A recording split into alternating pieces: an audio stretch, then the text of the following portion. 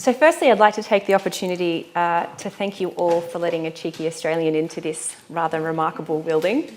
And specifically to thank Ken and Claudia and Rob for inviting me to be part of this really important and interesting discussion. I'm really honoured to be here. So although I'm Australian, I have a bit of a soft spot for Scotland. I'm not sure if it's family bias. My mum was born in Paisley. It could have been this determined personal resilience I built through training for my first marathon through a really miserable, wet Glasgow winter. And maybe it's the spaces this countryside gives us a sense of wilderness and evokes in me a feeling of freedom that I really long for being an Australian and having access to that. I'm sure I don't need to tell all of you that this is a really special country, and it's not just the countryside that makes this country special. On the occasions that I've had the pleasure of doing work in Scotland, I've come across people from all walks of life, in civil society, in government and in business, that are open-minded and ambitious and actively seeking really innovative ways to work together to genuinely create a sustainable Scotland. Now, that's not really common in my experience, unfortunately. I've come across pockets of it, and I work with some leading organisations down in London. But to have that spectrum of society coming together around key issues and really uniting on a kind of long-term ambitious vision is really heart-warming and inspiring for me. And I think the Futures Forum, I was saying earlier, is a really inspiring example of that. So we've just heard from Stephanie about some of the changes that we're going to see in Scotland, and there's more obviously in the foyer, due to climate change. And we know that globally, the changes from climate change are going to be incredibly challenging to us as human beings. We're going to be dealing with things that we as a species have not dealt with before. And in my work with business, mostly with business, I like to simplify the issues of both the disruption that the climate change is going to create, but also the urgency with which we need to act, by referring to a graph that an organisation called Carbon Brief maintain. And it kind of simplifies the urgency of what we have ahead of us by showing the global carbon budget that we have left if we want to stay within our agreed global warming targets. So at the beginning of 2017, we had 4 years left at current emissions if we wanted to have a 66% chance of staying within 1.5 degrees. So that's really hard.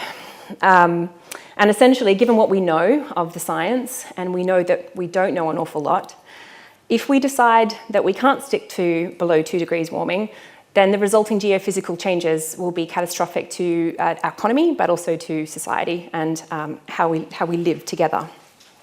And if we decide to knuckle down and do it, it means radical decarbonisation now, and that's going to be massively disruptive to our economy and society as we know it. So either way, climate change is going to be massively disruptive, and it's going to fundamentally transform our society.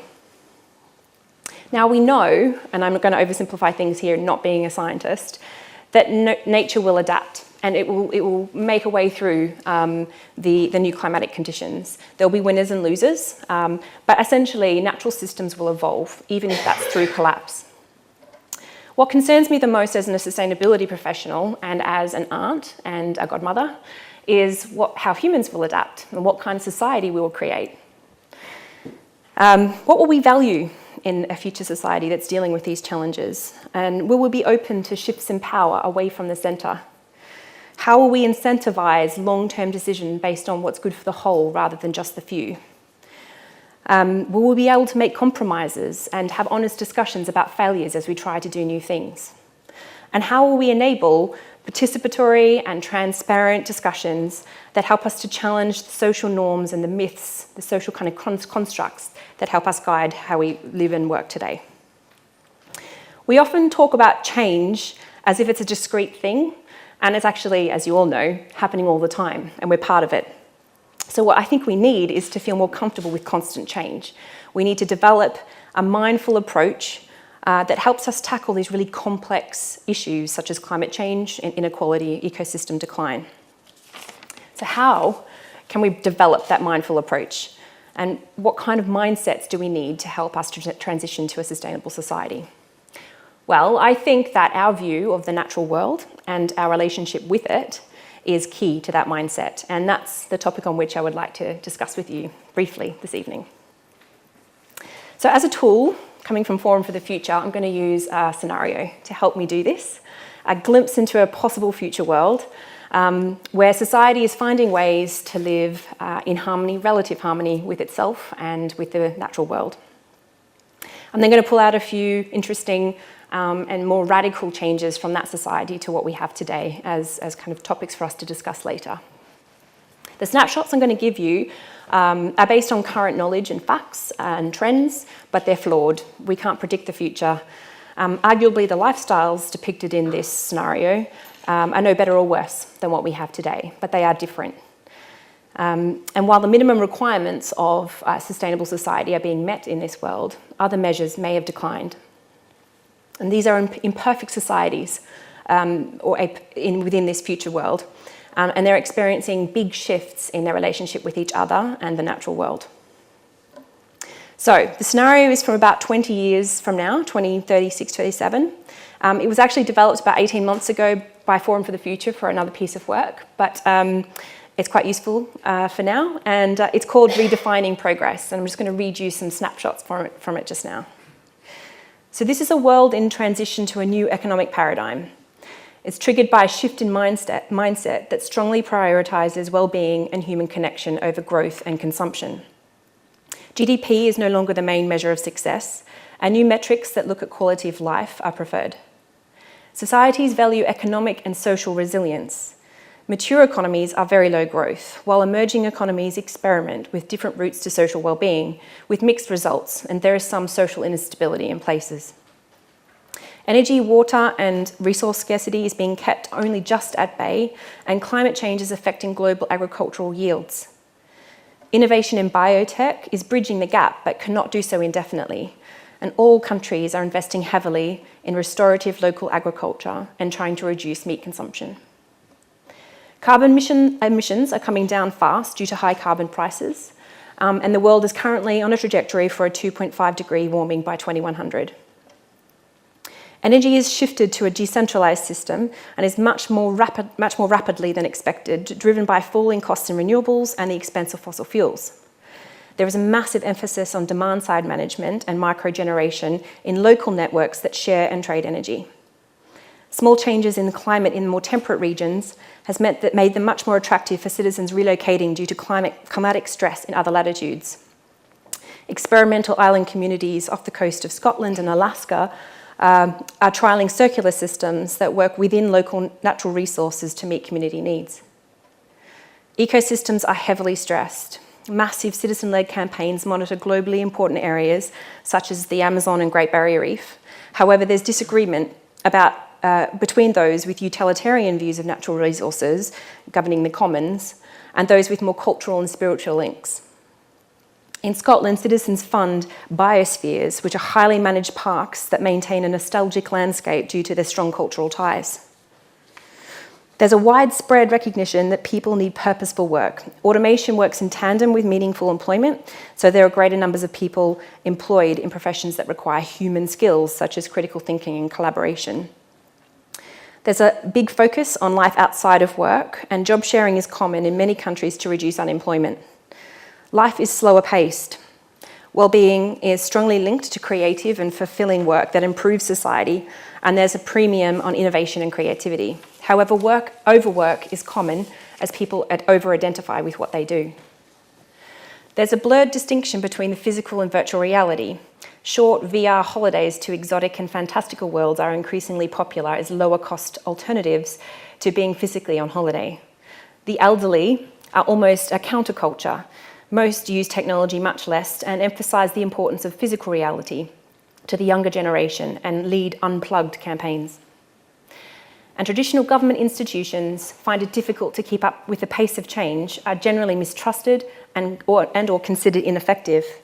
Government exists and it's often left with the harder problems or those people who are excluded from sharing systems, making strategic connections between local activities in different areas.